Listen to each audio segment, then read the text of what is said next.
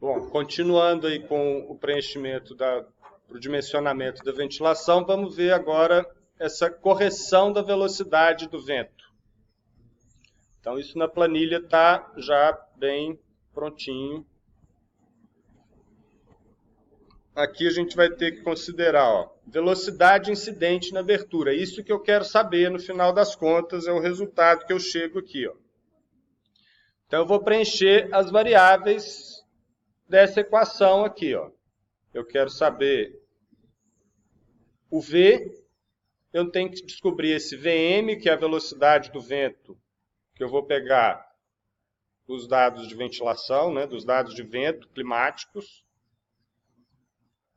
E esse K e esse Z estão nessa tabelinha que eu coloquei aqui também, ó. Então está aqui só para consulta. Então, velocidade média do vento medido na estação meteorológica. Esse exemplo aqui estava diferente. Nesse caso aqui, ó, se eu fosse pegar esse dado, considerando o vento nordeste, vou pôr aqui 6 metros por segundo. Então, aqui eu colocaria 6 metros por segundo. Altura da entrada de ar em relação ao solo. Então, vou considerar a altura média dessa janela. Vocês vão ter que estimar que altura que isso está lá do chão. Então, vocês vão ter que considerar a altura, né? Nós estamos no segundo andar. Pé direito aqui, mais ou menos uns 3,5, será? Contando laje, tudo, vai dar uns 3,5, mais a altura do peitoril. Estimem que altura que vai estar ali o ponto médio dessa janela. Então, estaria uns 3,5, mais 1,20, mais a metade da janela. Você teria essa altura.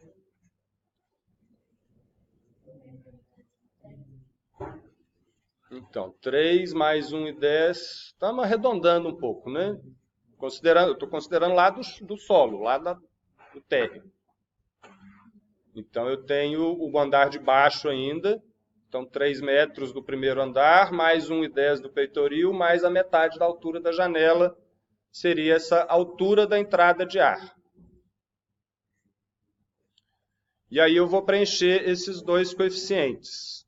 Então, o K, eu vou observar, nos dois casos eu vou observar essa situação aqui, ó. Se eu tiver num campo aberto plano, eu vou usar esses dois fatores. Se eu tiver num campo com algumas barreiras, eu vou considerar esses dois fatores. No ambiente urbano, acho que esse aqui seria o nosso caso. Ó. A gente está num ambiente urbano, mas não é uma área super adensada. Então, usaria esses dois números aqui, ó, de referência. 0,35, coloco aqui. O 0,25 para o A, eu coloco aqui. Ele vai fazer essa conta que está na equação aqui em cima. Então, eu chego na velocidade do ar na janela. Então, equação para chegar nesse valor aqui que a gente vai usar como referência. Depois a gente vai determinar o coeficiente de pressão de vento. Então, aqui, o que seria? Eu acho que eu teria esse caso aqui, ó. Primeiro eu vou preencher o ΔCP. Então, esse fator de multiplicação entre as construções, que eu vou ver em função do afastamento dos edifícios. Eu acho que aqui daria mais de 2 casas, então vamos pegar esse 0,6. Eu estou considerando o espaçamento entre os prédios, porque um prédio pode fazer sombra de vento, pode alterar a velocidade do ar. Então, nós estamos fazendo uma simplificação aqui. Considerar esse de 2 casas. E esse ΔCPL, né, que é o que está na equação aqui, ó, eu vou considerar de acordo com a incidência do vento. Então, aqui eu tenho que ver a orientação. Aqui eu não cheguei a prever essa situação, né? Eu andei cada um fazendo uma orientação numa cidade, então vocês vão ter que procurar aí o vento predominante da cidade de vocês e a orientação da fachada, a direção do vento predominante, a velocidade e qual que é a diferença desse ângulo de incidência aqui, ó.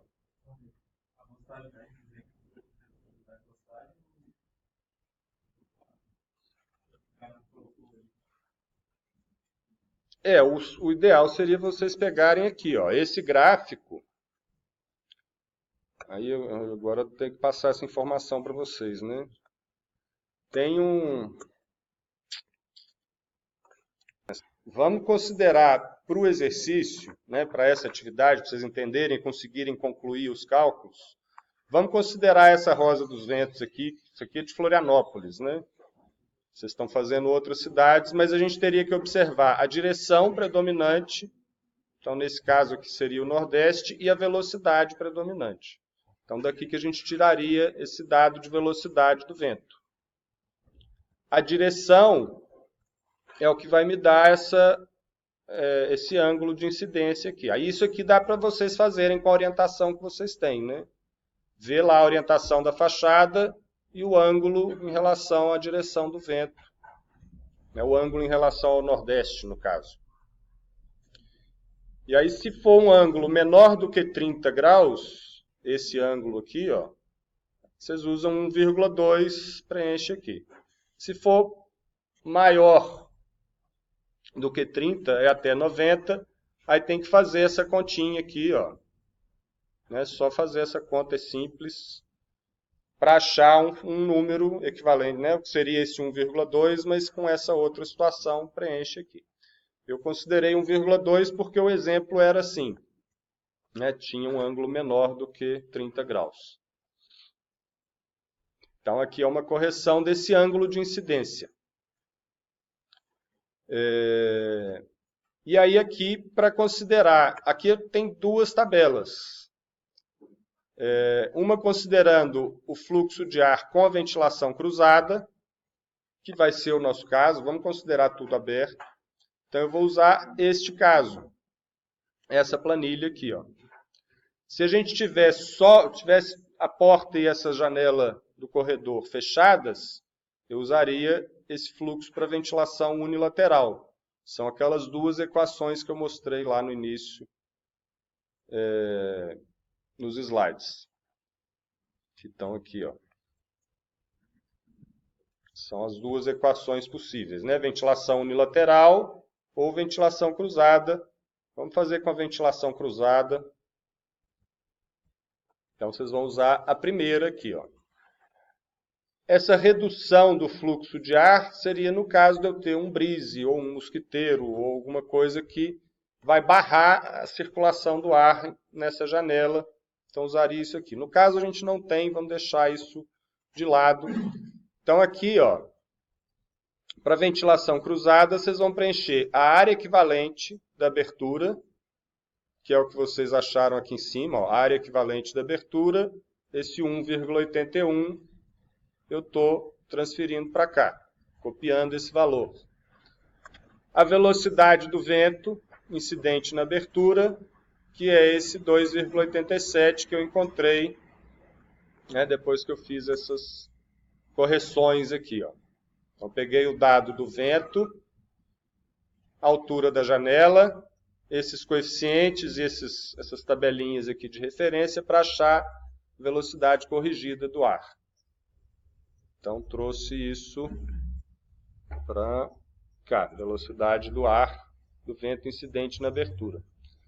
E o coeficiente de pressão de vento, que foi o que saiu dessa outra tabelinha aqui, ó, os multiplicadores, né? 0,3, que eu peguei aqui eu peguei de uma casa, considerem de duas casas. E esse índice, eu achei esse ΔCP. Esse ΔCP eu vou preencher aqui, ó. Então, são as etapas. É só ir seguindo as planilhas. Só tem que entender que tem algumas que não vão entrar no cálculo. Isso aqui, no nosso exemplo aqui, nós não vamos precisar fazer. Vamos fazer só essas aqui, ó. Vou botar elas de outra cor aqui, só para destacar no exemplo de vocês. Ó, essa aqui é que a gente vai usar nesse exercício. Então, aqui eu achei um fluxo de ar. Eu achei um fluxo de ar que vai ser dado em metro cúbico por segundo. Então, eu tenho que achar aqui o número de trocas de ar em função desses metros cúbicos por segundo. Então, aqui, ó, aqui eu tenho dois casos. Só um minuto. Bom, vamos lá, retomando aqui. Então, eu vou achar aqui, né, na hora que eu preencher essa planilha, essa tabelinha, eu vou achar o fluxo de ar. Né? Então, quantos metros cúbicos por segundo vão circular nesse ambiente? E aí eu vou preencher esse valor aqui, ó, 1,88, então fluxo de ar, né, ou a vazão de ar que atravessa o ambiente. E aqui eu vou colocar o volume do ambiente, eu vou ter o número de trocas de ar que eu tenho por hora. Então ele está fazendo essa conta aqui, ó, a equação está aqui. O N é o número de trocas, o φ é o fluxo de ar, vezes 3.600 segundos, e aqui o volume do ambiente, eu vou achar aqui um número de trocas de ar. E aqui eu tenho a taxa de ventilação por ocupante. Né? É a mesma conta, só que em vez de eu fazer o volume do ambiente, eu vou fazer pelo número de ocupantes. Eu vou achar um número de metros cúbicos por hora por ocupante. Esse valor aqui é o que vai ser usado para carga térmica. Então aqui, ó, o N, eu achei aqui 53,71, eu vou colocar esse valor, 53,71. O volume do ambiente, eu vou achar aqui um valor de carga térmica da ventilação em função de ΔT. E aí, na hora que preenche essa última tabela aqui, ele já vai fazer. Vocês já têm, né, todos os outros cálculos feitos, já fizeram o fator de inércia, já fizeram essa parte da temperatura externa. Isso aqui eu mostrei já, não mostrei? Esse final da tabela? Não? Então vamos chegar lá. Então, no final das contas, o que a gente quer entender é esse número de trocas de ar. Isso aqui é o fator principal que a gente precisa compreender. Vou pausar aqui.